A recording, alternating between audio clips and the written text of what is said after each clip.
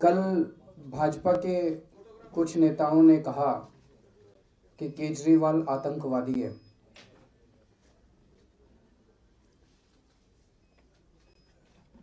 मैंने आज तक अपने देश के लिए तन मन धन सब कुछ कुर्बान कर दिया है। पिछले 5 साल जब से हम सरकार में हैं,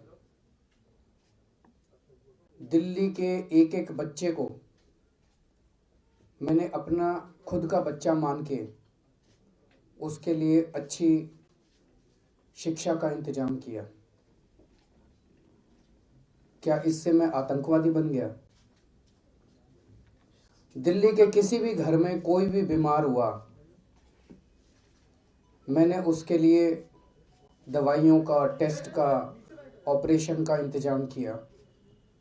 क्या कोई आतंकवादी ये सब करता है? दिल्ली के जितने बुजुर्ग हैं उन सब के लिए मैंने तीर्थ यात्रा का इंतजाम किया, अलग अलग जगह उनको तीर्थ यात्रा के लिए भेजा। इससे क्या मैं आतंकवादी बन गया? दिल्ली के रहने वाले जितने हमारे सिपाही हैं जो बॉर्डर के ऊपर लड़ते हैं और शहीद हो जाते हैं, उनकी शहादत के बाद मैंने उनके परिवार का ख्याल रखने का काम किया।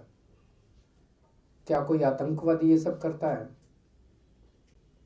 आज तक अपने जीवन में मैंने कभी अपने बारे में कुछ नहीं मांगा, अपने बारे में कभी कुछ नहीं सोचा, अपने परिवार के बारे में कभी कुछ नहीं सोचा।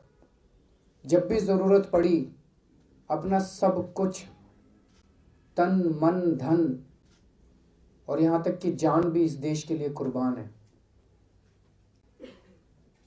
जब आईआईटी से पढ़ के निकला था, आईआईटी खड़गपुर देश का बहुत बड़ा इंस्टीट्यूट माना जाता है। मेरे नंबर बहुत अच्छे थे, मैं चाहता तो विदेश जा सकता था। मेरी क्लास में बहुत सारे लोग विदेश चले गए, लेकिन मैं देश में रुका था क्योंकि मैं चाहता था, मैं समझता था कि इस देश को अगर ठीक करना है तो हम ही को ठीक करना है। कई लोगों का ये मानना था कि हमारे देश में तो ये कमी है, हमारे देश में तो वो कमी है। कोई यूएस से चला गया, कोई कहीं चला गया, लेकिन मैं चाहता मैं भी जा सकता था, मैं नहीं गया। उसके बाद इनकम टैक्स कमिश्नर की नौकरी छोड़ी, भ्रष्टाचार के खिलाफ आंदोलन में हिस्सा लेने के लिए। इस देश के सबसे बड़े भ्रष्टाचार के खिलाफ आंदोलन में हिस्सा लिया। क्या कोई आतंकवादी करता है ये? देश के बहुत बड़े बड़े, बहुत शक्तिशाली लोगों के भ्रष्टाचार को मैंने उजागर किया, जिसका काफी खामियाजा भुगतना पड़ा मुझे। कितने केस हुए मेरे ऊपर। कभी आतंकवादी ये सब करता है? मैं डायबिटीज का मरीज हूं।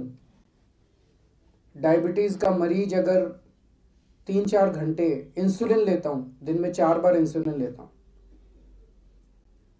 अगर डायबिटीज का मरीज 3-4 घंटे कुछ ना खाए और इंसुलिन पे है तो वो कोलैप्स कर जाता है, उसकी शुगर बहुत डाउन हो जाती है, उसकी मौत हो जाती है। ऐसे में 2 बार मैंने देश के भ्रष्टाचारियों के खिलाफ अनशन किया। एक बार 15 दिन का अनशन किया, एक बार 10 दिन का अनशन किया। सभी डॉक्टरों ने कहा था कि केजरीवाल 24 घंटे से ज्यादा जिंदा नहीं रहेगा। देश के लिए अपनी जान कुर्बान की मैंने, जान तक दांव पे लगाई मैंने।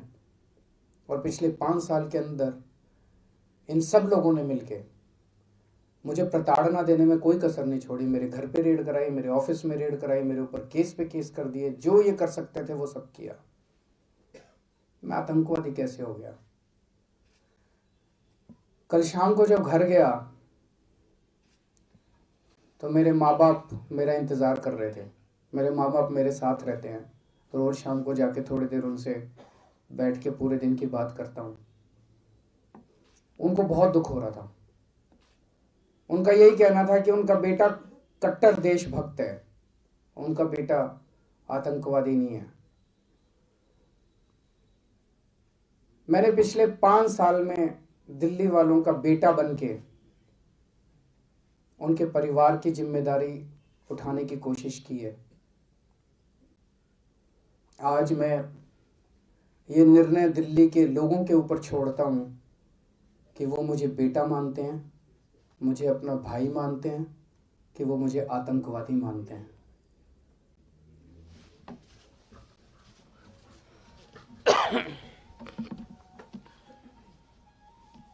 भाजपा के नेताओं के इस बयान से बहुत लोग आहत हैं और इस पूरे मामले पर चुनाव आयोग को सख्ती से निपटना चाहिए। ये दिल्ली के उन 2 करोड़ लोगों का अपमान है जिनके लिए उनका बेटा बनके अरविंद केजरीवाल जी ने पिछले 5 वर्षों में उनकी सेवा की है। आज ऐसे व्यक्ति को भाजपा वाले आतंकवादी कह रहे हैं। इस पूरे प्रकरण को लेके, इस पूरे विषय को लेके मैं और पंकज गुप्ता जी चुनाव आयोग जा रहे हैं, सीसी महोदय से मुलाकात करने, उनसे शिकायत करने के लिए।